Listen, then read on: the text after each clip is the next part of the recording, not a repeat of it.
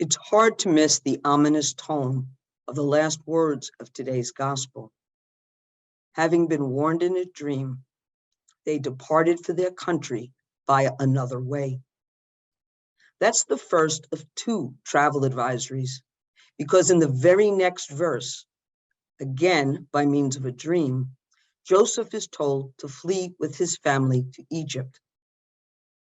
The Magi were set in motion by hopeful promise, but the consequences of their quest come at a tremendous cost: a government-sanctioned massacre of children.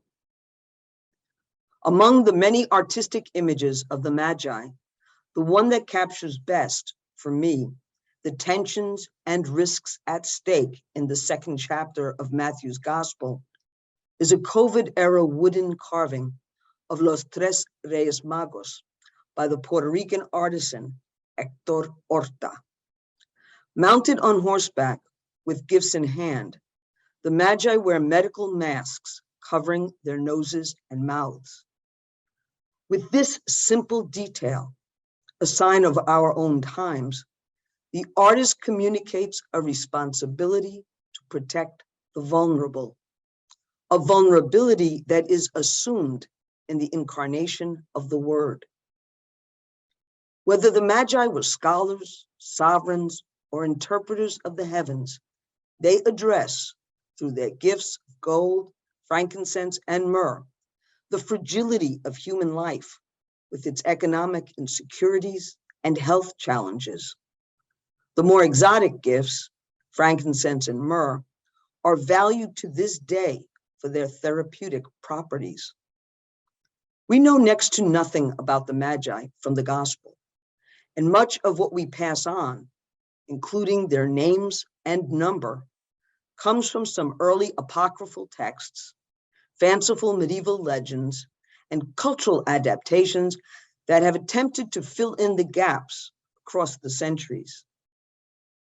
The masks worn in the contemporary carving of Horta's Tres Reyes are significant because they reflect, like many of the stories that arose across time, a profound commitment by the Magi to care for and about the welfare of others, a commitment born of their encounter with the mystery of the divine in the incarnation.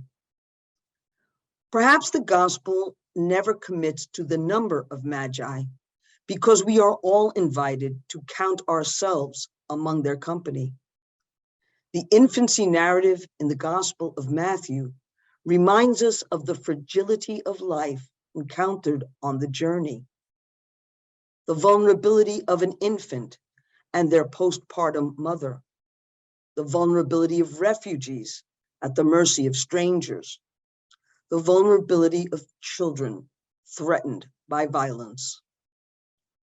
Horta's masked Magi remind us of our responsibility to protect each other on the journey, especially our most vulnerable.